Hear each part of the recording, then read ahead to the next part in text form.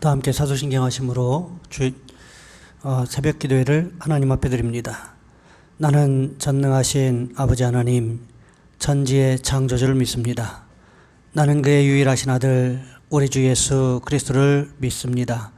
그는 성령으로 잉태되어 동정녀 마리아에게서 나시고 본디오 빌라도에게 고난을 받아 십자가에 못 박혀 죽으시고 장사된 지 사흘 만에 죽은 자 가운데서 다시 살아나셨으며 하늘에 오르시어 전능하신 아버지 하나님 우편에 앉아 계시다가 거기로부터 살아있는 자와 죽은 자를 심판하러 오십니다. 나는 성령을 믿으며 거룩한 공교회와 성도의 교제와 죄를 용서받는 것과 몸의 부활과 영생을 믿습니다. 아멘.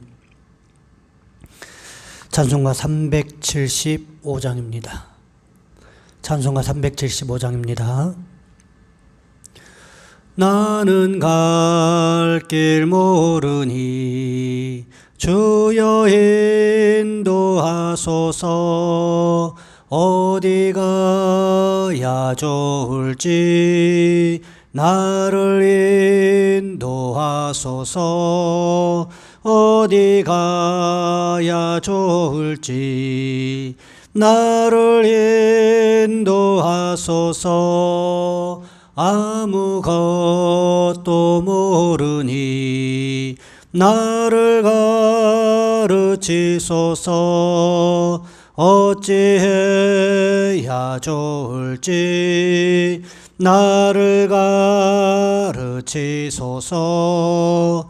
어찌해야 좋을지 나를 가르치소서. 아이같이 어리니 나를 도와주소서.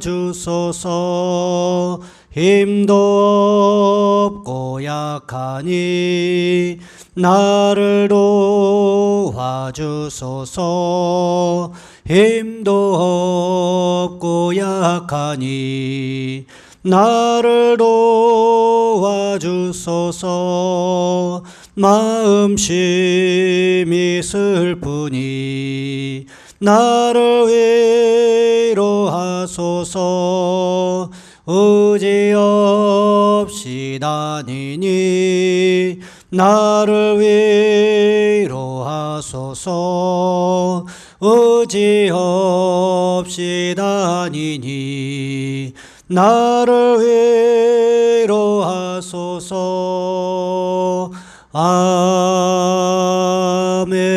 아멘. 기도하겠습니다. 사랑의 하나님, 한 주간을 시작할 수 있는 힘과 능력을 우리에게 주심을 감사를 드립니다. 하나님, 한 주간의 삶을 시작하면서 첫 시간을 하나님 앞에 드릴 수 있도록 우리의 마음과 생각을 주장하여 주심을 감사를 드립니다. 주여, 우리를 도와주셔서 날마다 말씀과 기도 가운데 깨어있을 수 있도록 도와주시기를 원합니다. 힘들고 어려운 때를 지나가는 이 때에 하나님, 한 주간의 첫날 주께서 붙잡아 주시고 한 주간을 주님께 맡겨드리오니 주여, 우리의 삶의 현장을 만지시고 고치시고 회복시키시는 귀한 역사가 일어날 수 있도록 주여 인도하여 주시옵소서. 하나님, 한 주간 동안 우리가 만나야 될 사람들 만나게 도와주시옵시고 해야 될 일들을 잘 감당할 수 있는 지혜와 명철을 허락하시는 귀한 은혜가 있어질 수 있도록 주여 주관하여 주시옵소서. 하나님, 귀한 시간에 함께 예배합니다. 예배하는 성도들의 머리 위에 안수하시고 성령께서 가장 필요한 것으로 채우시는 귀한 시간이 될 수 있도록 주님 주관하여 주시옵소서. 우리 주 예수 그리스도 이름으로 감사하며 기도하옵나이다. 아멘. 오늘 말씀 사도행전 7장에서 보겠습니다. 사도행전 7장 17절로 22절까지 말씀입니다. 제가 가진 성경은 신약성경 197쪽에 있습니다. 사도행전 7장 17절로 22절까지 말씀입니다. 제가 봉독해 드립니다. 하나님이 아브라함에게 약속하신 때가 가까우매 이스라엘 백성이 애굽에서 번성하여 많아졌더니 요셉을 알지 못하는 새 임금이 애굽 왕 위에 오르매 그가 우리 족속에게 교활한 방법을 써서 조상들을 괴롭게 하여 그 어린아이들을 내버려 살지 못하게 하려 할세 그때에 모세가 났는데 하나님 보시기에 아름다운지라 그의 아버지의 집에서 3달 동안 길리더니 버려진 후에 바로의 딸이 그를 데려다가 자기 아들로 기르매 모세가 애굽 사람의 모든 지혜를 배워 그의 말과 하는 일이 능하더라. 아멘. 오늘 본문의 말씀을 가지고 하나님의 보호하심이라는 제목으로 함께 말씀을 살펴보겠습니다. 13년 동안이나 감옥에 갇혀 지내면서 믿음을 지키고 하나님의 영광을 드러낸 하랄란 포포프라는 목사님이 계십니다. 불가리아 작은 마을에서 태어나셨고 10대 청소년 때 예수님을 믿게 되었습니다. 자라나서 불가리아 오순절교회 목사님이 되셨습니다. 1948년 공산당이 교회를 무너뜨리려고 하자 반대하다가 다른 목회자들과 같이 감옥에 갇혔는데 특별히 헌신적인 그리스도인의 지도자라고 하는 명성 때문에 비밀 경찰에 의해서 심한 고문과 박해를 받았다는 거지요. 양쪽 발 안쪽에 톱날이선 족쇄를 채워서 거꾸로 매달린 채 채찍을 맞고 또 맞았다는 것입니다. 그런데 감옥에서 만나는 사람마다 복음을 전하다가 또다시 매를 맞게 되고 또 핍박을 받게 되고 박해를 받게 되더라는 거지요. 그래서 다른 감옥으로 또 옮기게 되는데 옮기는 곳마다 복음을 전하다가 많은 사람들에게 계속해서 박해를 당했습니다. 1961년 13년 만에 기적적으로 석방되어서 미국으로 망명한 다음에 이 고문당한 이야기를 책으로 써서 25개국 언어로 번역되었고요. 수백만 명에게 읽혀지는 베스트셀러가 되었습니다. 그 책에서 목사님은 말합니다. 감옥에서 있었던 13년 2개월 동안 나를 지탱해 주었던 것이 두 가지 있습니다. 첫째는 내 생명의 진실로 하나님의 손에 달려있지 공산당의 손에 달려있는 것이 아니라는 것이었습니다. 둘째는 살아서 언젠가 세상 사람들에게 내가 목격한 것을 증언할 수 있을지도 모른다는 희망이었습니다. 나는 장장 13년 동안 공산주의자들의 사악함을 경험했지만 짐승보다 더 잔인한 인간의 야수성 가운데 피어난 놀라운 하나님의 사랑의 진리를 발견할 수 있었습니다. 고난은 그리스도인들에게 주어지는 위대한 기회였습니다. 하나님을 믿고 의지하는 자들에게 하나님께서 이렇게 견고한 성을 둘러서 보호해 주시고 우리 믿음을 굳게 하여 의인이 길을 걸어갈 때 하나님께서 함께 주셔서 형통하게 만들어 주신다는 거지요. 모든 것이 합력하여 선을 이루게 만드시는 분이 바로 하나님이시라는 것입니다. 오늘 본문 말씀에서 서대반 집사님이 하시고 계시는 말씀이 바로 그것입니다. 창세기 15장에서 하나님께서는 아브라함과 횃불 언약을 맺으셨습니다. 그 횃불 언약 당시에 이방에서 400년 동안 이스라엘 백성들이 고난당할 것이다 이렇게 말씀을 하셨다라는 거지요. 여러분 창세기 15장 13절과 14절 말씀해 보시면 이렇게 기록합니다. 여호와께서 아브라함에게 이르시되 너는 반드시 알라. 내 자손이 이방에서 계게 되어 그들을 섬기겠고 그들은 400년 동안 내 자손을 괴롭히니 그들이 섬기는 나라를 내가 쟁벌할지며 그 후에 내 자손이 큰 재물을 이끌고 나오리라. 이 약속이 이루어지기 위해서는 어떻게 됩니까? 이방으로 이주해야 되겠지요. 어떻게 이주했습니까? 야곱 때에 7년 흉년이 시작된 지 2년째 되는 해에 요셉을 통해서 애굽으로 이주하게 되었다는 것입니다. 그리고 무려 430년 동안 이스라엘 백성들은 고센 땅이라는 하나님께서 마련한 인큐베이터 속에서 마치 신생아가 자라나는 것처럼 큰 민족으로 성장하게 되었다는 거지요. 그러다가 어떤 일이 벌어집니까? 요셉을 알지 못하는 새로운 왕이 나타났다 성경은 기록하고 있습니다. 그러니까 아마도 애굽에서 새로운 혁명이 일어나서 새로운 왕조가 시작된 것이 아닌가 이렇게 성경학자들은 예측을 하고 있다는 거지요. 그때 가만히 보니까 히브리 민족의 숫자가 상당히 많다는 것입니다. 어떻게 해야 히브리 민족의 숫자를 통제할 수 있을까? 바로가 고민하기 시작합니다. 그러다가 이제 시브라와 부하라는 이 산파들에게 명령을 합니다. 남자아이가 태어나면 죽이고 여자아이가 태어나면 살려두라.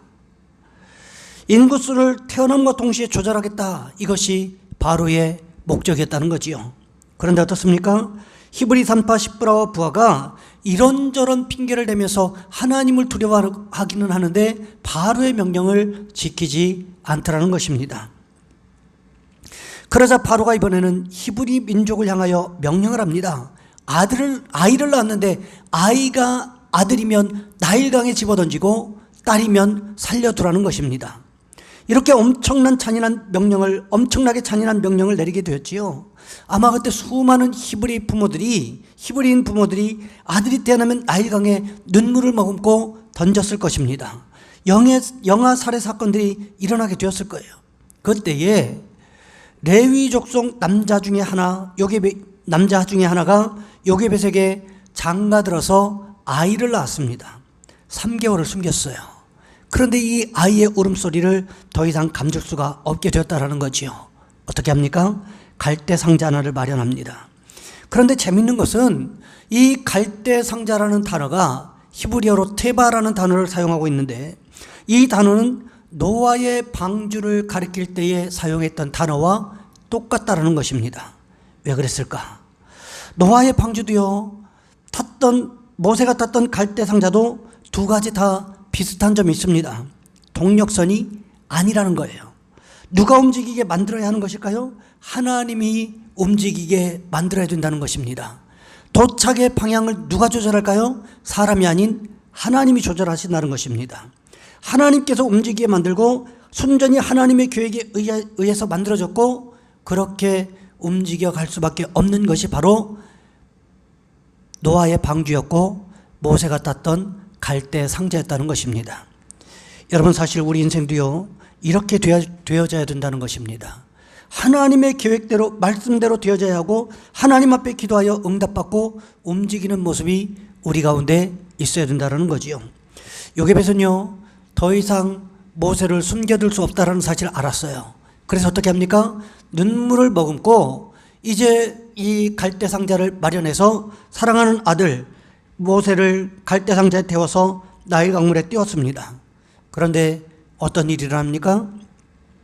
그때 마침 바로의 공주가 목욕하러 나일 강물로 나왔는데 이 마침 모세를 태운 이 갈대 상자가 바로의 공주 앞에 마치 택배를 배송하는 것처럼 딱 도착하게 되었다라는 거예요.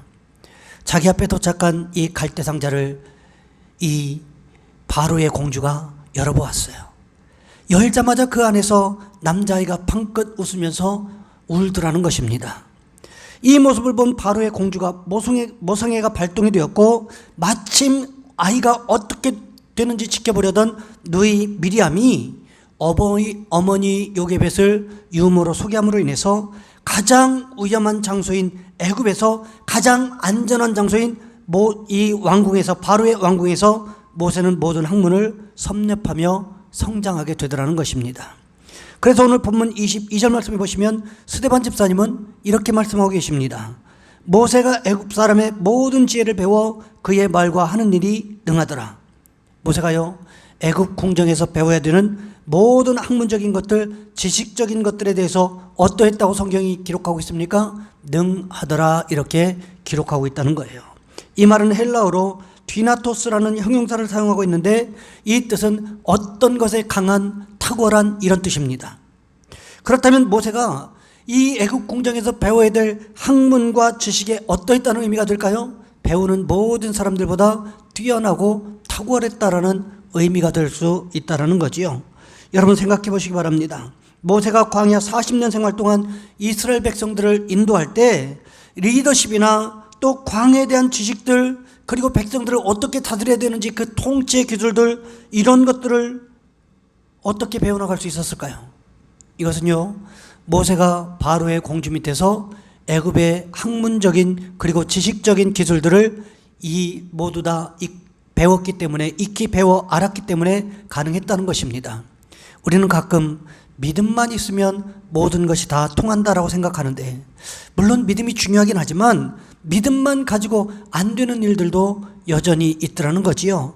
믿음과 지식이, 경험이 조화를 이룰 때 효과적으로 사역을 진행해 나갈 수가 있더라는 것입니다.